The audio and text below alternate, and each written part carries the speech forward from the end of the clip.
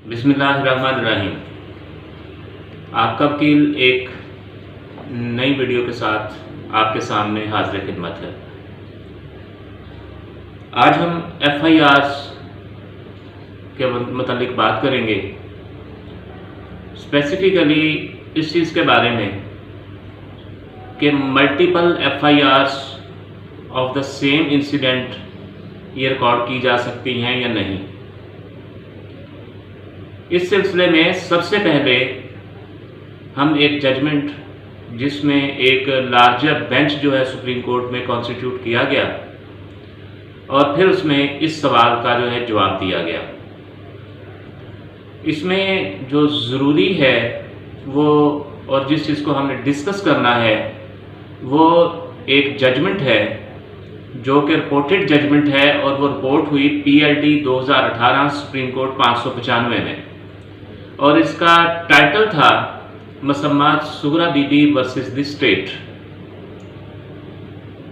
इसमें यह human right case था और इसमें जो पिटिशनर है Sughra Bibi, the son of the petitioner namely Mohsin Ali was killed by the police, local police in an encounter।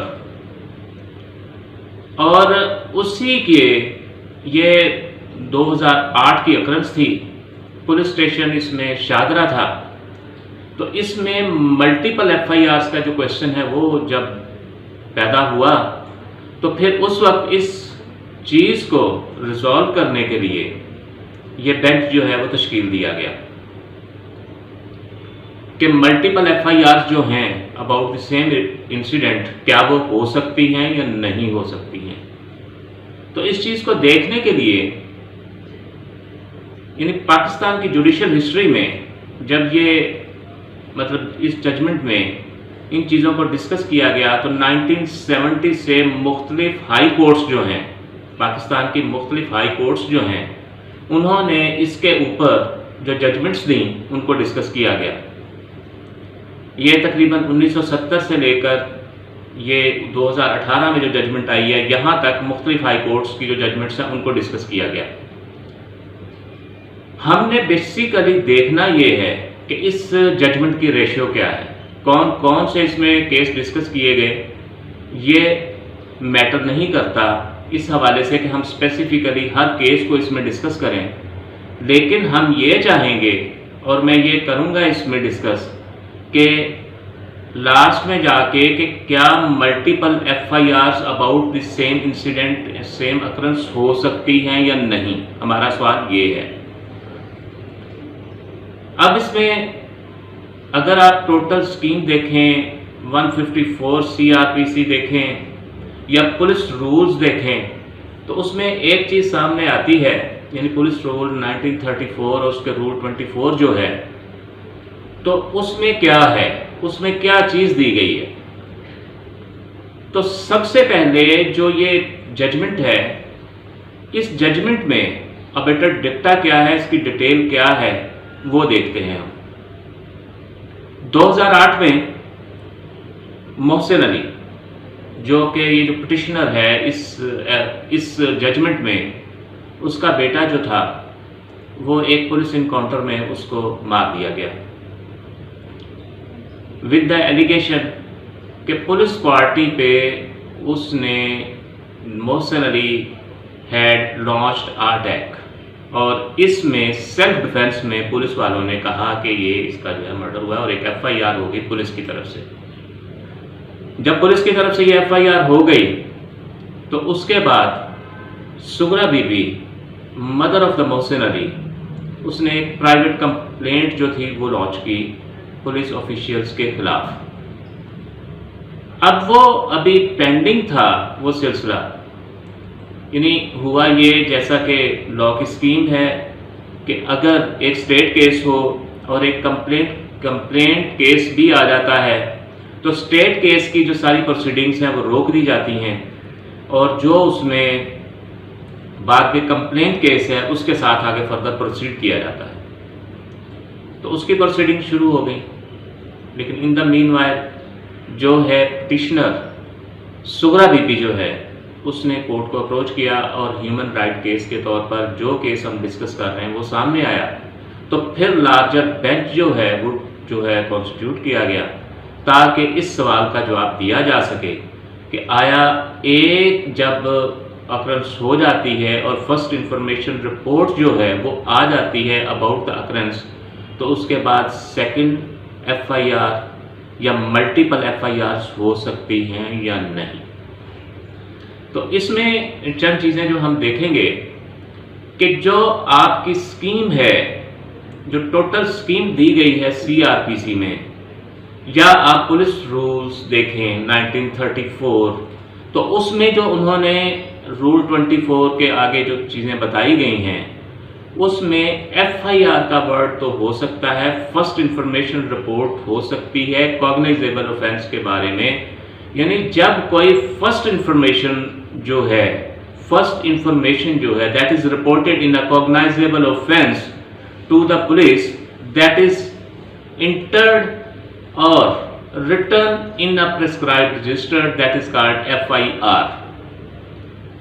और जब उसको एफआईआर कहते हैं हम कि ये एफआईआर हो गई है, meaning thereby first information report. अगर इस तरह से हो तो अबाउट एनी कॉग्नाइजेबल ऑफेंस और कोई किसी किस्म की भी सेकंड इंफॉर्मेशन अगर उसी इंसिडेंट के बारे में दी जाएगी तो फिर तो एफआईआर के बजाय एसआईआर होना चाहिए, यानी सेकंड इंफॉर्मेशन रिपोर्ट। और अगर इसी तरह से कोई थर्ड वर्जन आता है उसी चीज़ के बारे में, उसी इंसिडेंट के बारे में, तो उसको टीआईआर होना चाहिए, जो कि ना तो आपको कहीं सीआरपीसी में नज़र आएगा और ना ही पुलिस रूल्स में नज़र आएगा। यानी ये एफआईआर होती है first information report, SIR second information report कहीं नहीं है, ना ही टीआईआर है। इसका मतलब क्या हुआ कि जब कोई कॉग्नाइजेबल ऑफेंस रिपोर्ट होता है तो वो जो रिपोर्ट होती है वो अकरेंस के बारे में फर्स्ट इंफॉर्मेशन जो है वो जब फर्स्ट इंफॉर्मेशन रिपोर्ट का इंदराज हो जाता है तो उसके बाद इन्वेस्टिगेशन स्टार्ट होती है, क्योंकि उसको एक एनुअल सीरियल नंबर जो है वो अलॉट हो जाता है। जब वो एनुअल सीरियल नंबर मिलता है तो दैट बिकम्स अ केस, और जब वो केस बन जाता है तो उसको एक ही एनुअल सीरियल नंबर के तहत चलाया जाता है और सारी प्रोसीडिंग जो हैं उसके बाद आती हैं इन्वेस्टिगेशन में। जब ये इन्वेस्टिगेशन में सारा प्रोसेस आता है तो इन्वेस्टिगेशन में 161 के तहत जो हम एक स्टेटमेंट लिखते हैं, स्टेटमेंट होती है विटनेसेस की, या कंप्लेनेंट कोई न्यू वर्जन लेके आता है तो वो सारा का सारा 161 की स्टेटमेंट के अंदर रिकॉर्ड किया जाता है। यानी सेकंड या थर्ड एफआईआर का कोई कॉन्सेप्ट नहीं होता। यानी ये बात क्लियर है कि जो सीआरपीसी है या हम पुलिस रूल्स 1934 देखें तो उनमें कहीं भी सेकंड एफआईआर का कॉन्सेप्ट नहीं है। एफआईआर हमेशा जो है फर्स्ट इंफॉर्मेशन रिपोर्ट होती है, उसके बाद सब्सिक्वेंट जितनी भी इंफॉर्मेशन आएंगी वो उसी के जो एनुअल सीरियल नंबर है उसमें 161 की स्टेटमेंट के तहत उसको रिकॉर्ड किया जाएगा। ये पुलिस रूल्स का भी हमने जिक्र किया। इसमें एक चीज़ और है कि जब कोई इंफॉर्मेशन फर्स्ट इंफॉर्मेशन रिपोर्ट जो है उसको केस नंबर एक लगता है और उसको हम कहते हैं कि ये एनुअल सीरियल नंबर के तहत जो एक प्रिस्क्राइब्ड रजिस्टर है एफआईआर का, वहाँ पे एफआईआर जो है रिकॉर्ड हो गई है, तो एक जनरली जो तस्वर किया जाता है कि जब एक एफआईआर हो गई है तो फौरी तौर पे जाके मुलज़म को जो है अरेस्ट किया जाता है। अक्यूज जो प्रपोज्ड अक्यूज या जो अक्यूज पर्सनस हैं उनको जाके अरेस्ट किया जाता है। लॉ में ऐसी भी कोई चीज़ नहीं दी गई है। लॉ ये कहता है कि अगर उसके खिलाफ सफिशिएंट एविडेंस जो है वो अवेलेबल है तो उसको अरेस्ट किया जाएगा, अदरवाइज उसको अरेस्ट नहीं किया जाएगा। यानी एक बात बड़ी क्लियर हो गई कि no separate FIR to be recorded for any new version of the same incident. एक ही एफआईआर होगी। फिर उसके बाद उसकी अरेस्ट के बारे में बताया गया कि अगर सफिशिएंट मटेरियल अवेलेबल है अगेंस्ट द अक्यूज पर्सन तो तब उसको अरेस्ट किया जाएगा। अब जब ये पूरी मैंने इसके बैकग्राउंड बताया और डिक्टा बताया कि ये इसमें था, सारी जो डिटेल आती है कि किस तरह से उसका बेटा जो है मर्डर हुआ और फिर प्राइवेट कंप्लेंट और फिर ये ह्यूमन राइट केस में ये सारी चीज़ जो है आगे आ गई, तो फिर उसमें जो लार्जर बेंच तश्कील दिया गया उसमें 1970 से लेकर या उससे कुछ पहले से लेकर 2018 तक के जो केसेस थे जिनमें लाहौर हाई कोर्ट या पाकिस्तान की अदर हाई कोर्ट्स जो हैं उनके डिफरेंट जो प्रेसिडेंट्स थी उनको डिस्कस किया गया। और वो किस हेडिंग के तहत की गई, उसमें जो लार्जर बेंच था सुप्रीम कोर्ट का उसने केसेस को 3 कैटेगरीज में तकसीम कर लिया। यानी सबसे पहले उन्होंने कहा कि जहां पे when a cognizable offence is reported to police then only 1 FIR can be registered. पहला वर्जन वो था, और जिन हाई कोर्ट्स ने इसमें यानी पाकिस्तान की सारी हाई कोर्ट्स ने इसमें जो जजमेंट्स दी थी कि सिर्फ 1 FIR हो सकती है एक इंसिडेंट के बारे में, उसको जितने भी केस थे इंपॉर्टेंट केसेस थे उनको इस जजमेंट में डिस्कस किया गया है। वो एक अलग चीज़ है, क्योंकि मैंने पहले भी कहा कि हमारा यहाँ पे सवाल यहाँ तक है कि ज़्यादा FIR एक इंसिडेंट के बारे में की जा सकती हैं या नहीं की जा सकती हैं, यानी मल्टीपल FIRs हो सकती हैं या नहीं हो सकती हैं। तो इसी वजह से हमने सिर्फ 3 कैटेगरीज में इसको तकसीम किया। यानी पहले हम कहेंगे कि only 1 FIR can be registered, यानी मल्टीपल FIRs का कोई कॉन्सेप्ट नहीं है। मतलब ये हुआ कि अगर FIR हो गई तो उसके बाद 161 की स्टेटमेंट में बाकी जितनी भी इन्वेस्टिगेशन में नई चीज़ें आएंगी उनको रिकॉर्ड किया जाएगा, जिसमें बाज़ बात हम क्रॉस वर्जन भी कहते हैं कि क्रॉस वर्जन आ गया। बाज़ औक़ात एक पार्टी ने FIR करवाई, दूसरी क्रॉस वर्जन में आ गई है, लेकिन बाज़ बात कहा जाता है कि उसकी नई FIR करवाई जाएगी। बाज़ औक़ात कंप्लेनेंट पार्टी ही नए वर्जन के साथ नई FIR करवाना चाहती थी। इन चीज़ों को यहाँ पे इसी जो पाकिस्तान की डिफरेंट हाई कोर्ट्स थी उन्होंने इसको कहा कि 1 FIR होगी, लेकिन ये मैटर अभी रिजॉल्व टोटली नहीं हुआ था, इसीलिए लार्जर बेंच सुप्रीम कोर्ट ने तश्कील दिया और इसमें ये वाली जो चीज़ है फर्स्ट कैटेगरी डिस्कस की गई। उसके बाद आ जाती है सेकंड कैटेगरी। सेकंड कैटेगरी क्या थी कि अगर cognizable offence has been reported, first information has been registered, अब उसी इंसिडेंट के बारे में new version has been given, new version of the same incident has been brought। और क्या होता है, that depicts different story, उसके सामने स्टोरी थोड़ी सी उससे डिफरेंट आती है और different set of accused persons हैं। तो उन्होंने कहा कि अगर न्यू वर्जन आ गया सेम इंसिडेंट के बारे में, इंसिडेंट सेम है, वर्जन न्यू आ गया, डिफरेंट स्टोरी जो है वो डिपिक्ट हो रही है और डिफरेंट सेट्स ऑफ अक्यूज है, तो तब जो है वो एक सेकंड FIR जो है उस बारे में लॉन्च की जा सकती है। ये FIR, ये जो जजमेंट्स थी मुख्तलिफ हाई कोर्ट्स की, सेकंड कैटेगरी में इनको डिस्कस किया गया है।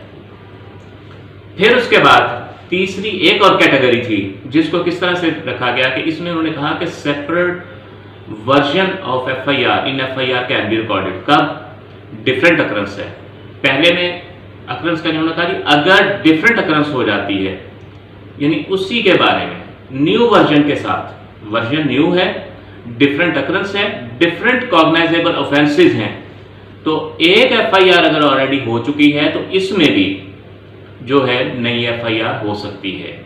यानी सेपरेट FIR न्यू वर्जन है, न्यू वर्जन है, डिफरेंट अकरेंस है, डिफरेंट कॉग्नाइजेबल ऑफेंसेस हैं, लेकिन उसका नेक्सस जो है उसी अकरेंस से है।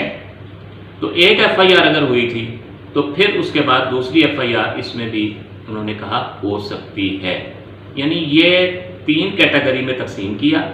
डिफरेंट हाई कोर्ट्स ने इसमें डिफरेंट किस्म की जो जजमेंट्स हैं वो दी और इन तीनों हेड्स के अंदर डिफरेंट जो जजमेंट्स हैं उनको डिस्कस किया गया। और जब ये सारी चीज़ें डिस्कस कर ली गई तो फिर ये बताया गया कि under this scheme of law, यानी जो CRPC है और आपका दूसरा पुलिस रूल्स 1934 हैं, उनमें सेकंड FIR कहीं पे भी नहीं है, सिर्फ एक FIR जो है हो सकती है। और इसी में इसी जजमेंट में सुगरा बीबी वाली जो जजमेंट है उसमें उन्होंने डिसाइड कर दिया और इन्होंने कहा कि ये कॉपीज़ जो है तमाम कंसर्न जो पुलिस डिपार्टमेंट है इनके हेड्स जो हैं उनको भेज दी जाएगी और आइंदा अगर एक अकरंस होती है तो उसमें सिर्फ एक ही एफआईआर होगी और सेकंड एफआईआर का कोई कॉन्सेप्ट नहीं है, सेकंड एफआईआर नहीं होगी। 161 की स्टेटमेंट में बयानात लिखने के बाद जो भी सूरत हाल बनेगी उसके मुताबिक उसको उसी एफआईआर में जिसको एनुअल सीरियल नंबर लग चुका है क्योंकि वो एक केस बन चुका है तो फिर उसी के अंदर इन सब चीज़ों को डील किया जाएगा। ये जो इसके अंदर डिफरेंट केसेस दिए गए हैं यानी तीनों कैटेगरीज के अंदर, इसको फिर किसी और वीडियो में देखेंगे। आज हम यहीं तक हैं। इसका क्रक्स, इसका जो रेशियो डेसिडेंडी है वो यही है कि एफआईआर एक होगी एक अकरंस के बारे में, चाहे उसमें न्यू वर्जन हो, चाहे उसमें जो है डिफरेंट अकरंस हो। अकरंस टोटली डिफरेंट नहीं, इसका नेक्सस उस तक हो कुछ हद तक। डिफरेंट कॉग्नाइजेबल ऑफेंसेस भी अगर होंगे तो वो भी 161 की स्टेटमेंट में लिखे जाएंगे। अगली वीडियो तक इजाज़त दीजिए। अल्लाह हाफिज़।